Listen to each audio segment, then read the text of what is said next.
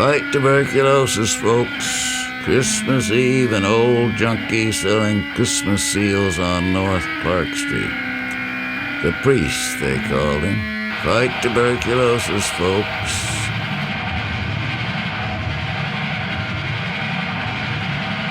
People hurried by, gray shadows on a distant wall. It was getting late and no money to score. He turned into a side street and the lake wind hit him like a knife. Cab stopped just ahead under a streetlight. Boy got out with a suitcase. Thin kid in prep school clothes, familiar face, the priest told himself.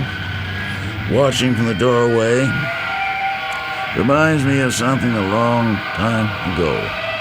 The boy there with his overcoat unbuttoned, reaching into his pants pocket for the cab fare. The cab drove away and turned the corner. The boy went inside a building.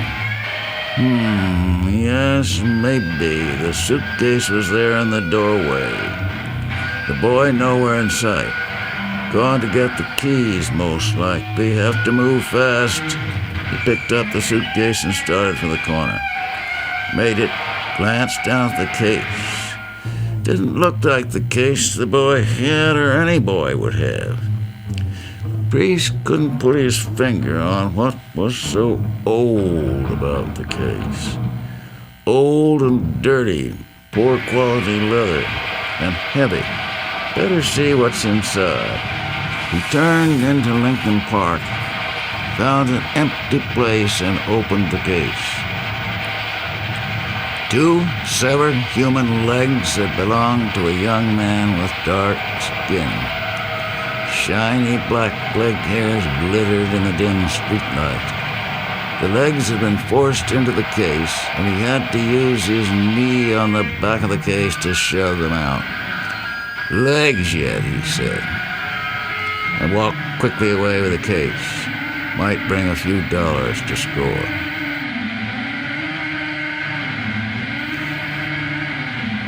The buyer sniffed suspiciously. Kind of funny smell about it. Is this Mexican leather?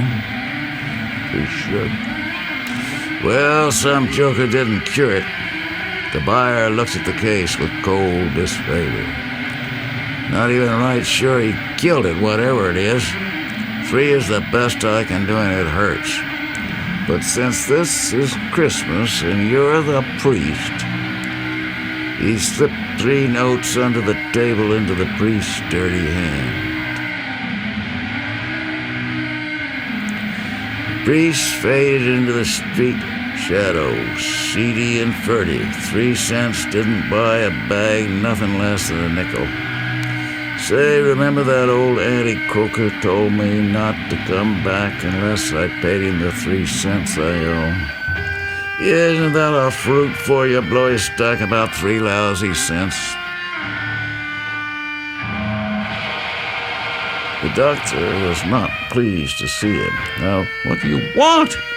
I told you. The priest laid 3 bills on the table.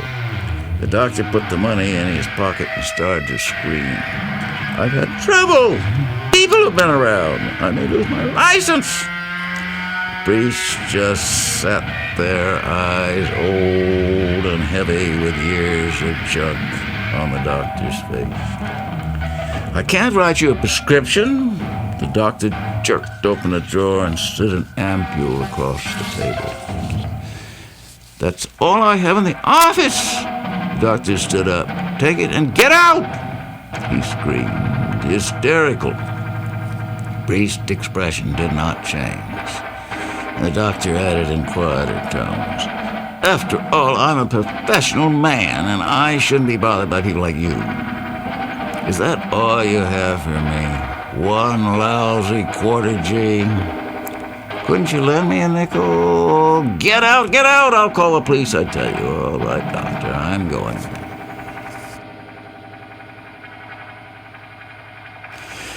Christ, it was cold and far to walk. Rooming house, a shabby street, room on the top floor.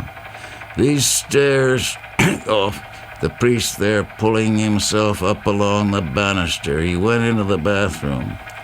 Yellow wall panels, toilet dripping, and got his works from under the wash basin. Wrapped in brown paper, back to his room, get every drop in the dropper.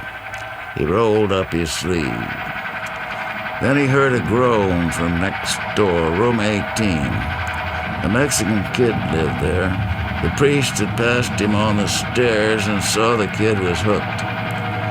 But he never spoke because he didn't want any juvenile connections, bad news in any language. And the priest had had enough bad news in his life. Heard the groan again, a groan he could feel, no mistaking that groan and what it meant. Maybe he had an accident or something. In any case, I can't enjoy my priestly medications with that sound coming through the wall.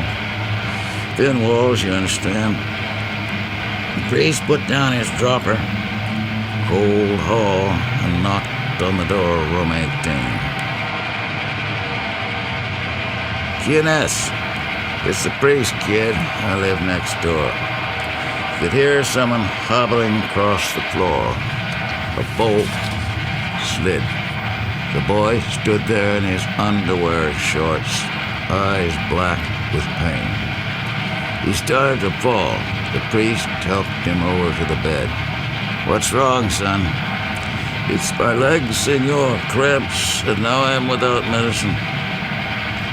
The priest could see the cramps, like knots of wood there in the young, lean legs, dark, shiny black leg hair. 3 years ago, I damaged myself in a bicycle race, and it is then that the cramps start. And he has the leg cramps back with compound junk interest. The old priest stood there, feeling the boy groan. He inclined his head as if in prayer, went back and got his dropper. It's just a quarter G, kid. I do not require much, senor.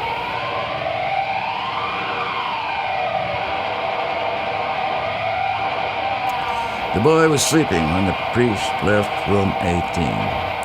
He went back to his room and sat down on the bed. Then it hit him like heavy, silent snow. All the gray junk yesterdays. He sat there and received the immaculate fix. And since he was himself a priest, there was no need to call one.